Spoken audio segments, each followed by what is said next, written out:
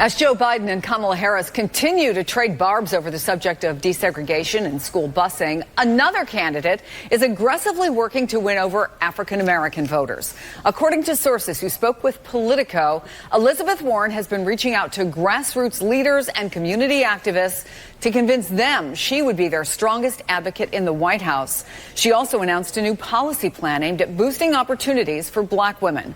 But the latest polls show she has a long road ahead to win over that key voting bloc.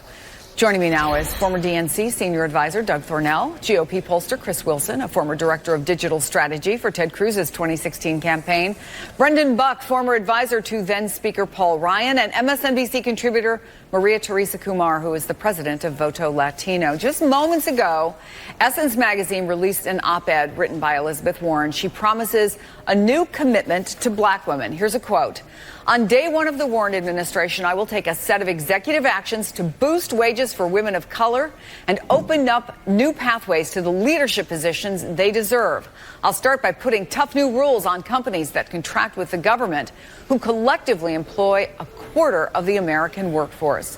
Doug, is this what it's going to take for a candidate currently sitting at 4% support among black voters to try to move the needle? Well, I think she's doing a lot more than writing an op-ed for Essence. She's actually going down to the Essence Festival. But this has been woven into her stump speech since she announced. And these are issues and ideas and policy proposals that would directly impact African Americans.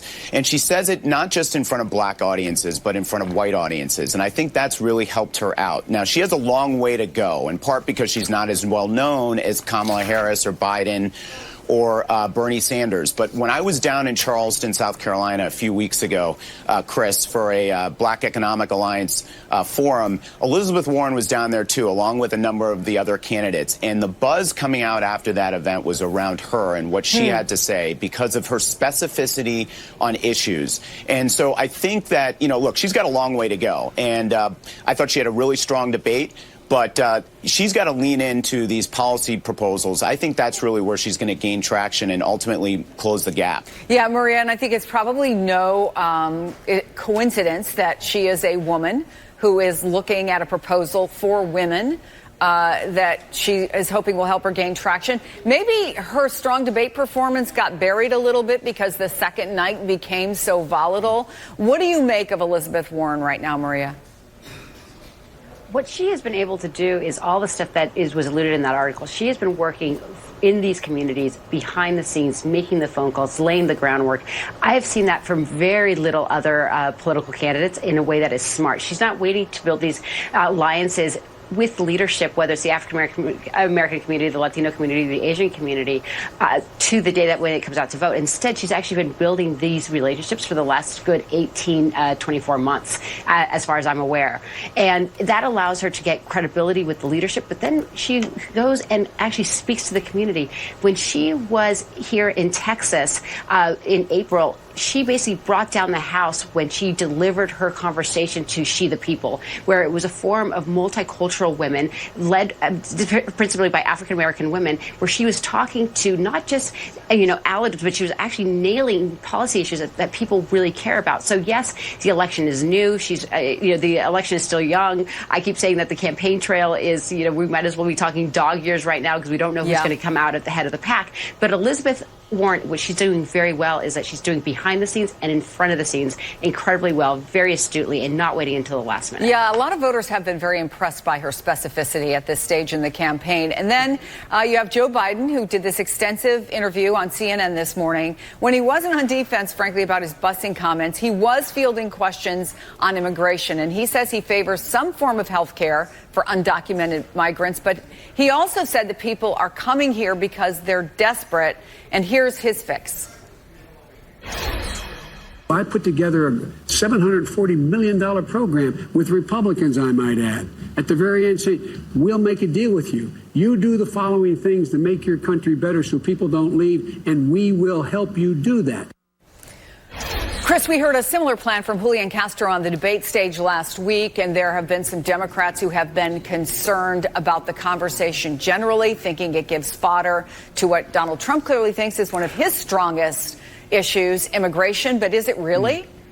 Well, I think what you see Biden doing is trying to moderate himself a little bit from the rest of the Democrat field, and that's probably smart for a general election strategy. But the challenge I think it's creating for him is it puts him in a greater position of vulnerability in the primary, and that's why, going back to your original question about Elizabeth Warren, that's why she's smart to be doing what she is right now. Even though Biden has accumulated so many of the leadership, the African-American leadership endorsements, she is making herself a second or third choice behind Biden and Harris. And if you see those leaders that begin to, if Biden falters and they start looking for someone else, I think Warren is laying out a very smart strategy to be right there, maybe behind a Kamala Harris, because her criminal justice challenges have really not been litigated yet, and she's rolling into it. So if I can just be a second or a third choice today, as we roll into South Carolina, as we roll into a system where the DNC awards delegates on a congressional district by district basis to be able to capture districts in Texas and California, it is putting her in a position, I think, to be right where she needs to be as we roll into these states where the African-American vote is going to be so important.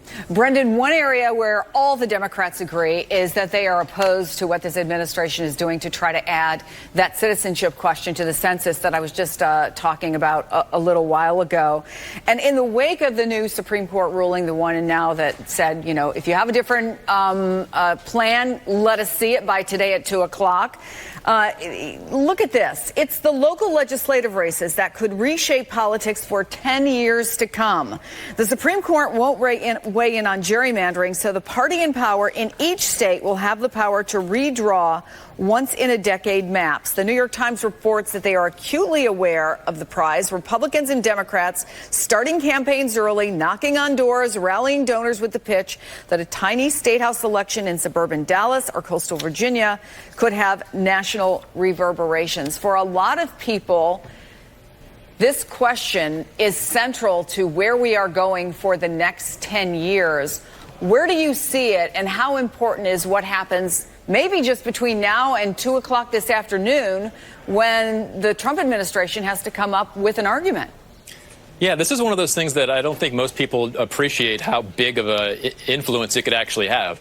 The way the districts are drawn, and I personally, having been in the House, seen how partisan gerrymandering can make the House, I actually have my own personal concerns about gerrymandering. But what's really important is this census will set out how many seats each state gets for the next 10 years. And the state houses that are able to draw those districts will really have a big influence on who has the upper hand in controlling the majority, how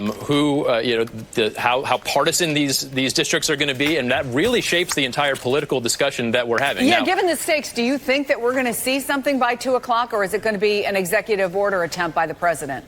I'm sure it will probably be both. It's hard to keep up with this White House and how they are going to go about things. I'm sure they're throwing everything they can against the wall right now. Ultimately, I don't think the question is going to go forward. I just don't think that they have their act together enough to do it. But either way, this is a critically important census, and it's important that we get a good count. I just wonder whether the administration is going to have their act together by 2 o'clock. Yeah, Maria, let me give you the last word. What's your sense of what you think is going to happen really quickly? Right. I think the president will tweet something, but let's be clear. The Supreme Court already ruled that they cannot add the citizenship question. So if he creates an executive order, but they also said you can come back. You can come back and make another argument. Come back we don't buy this argument, but you can come back with another one. Right.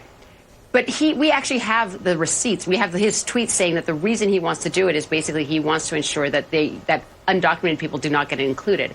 By that dotted line, we also have receipts where literally his own GOP strategy saying that the reason they wanted the citizenship question is to add, to ensure that they are able to draw Republican white non-Hispanic districts. So not even Republican districts, but Republican non-white, Republican white non-Hispanic districts. So in order for them to actually come in and say something that is not saying that the citizenship question is based on race, it's going to be really, really difficult at this point, especially when the president himself has tweeted about the fact that he doesn't want to include illegals and the undocumented people in the census. So Maria Teresa it's going to be really difficult for him to go around that.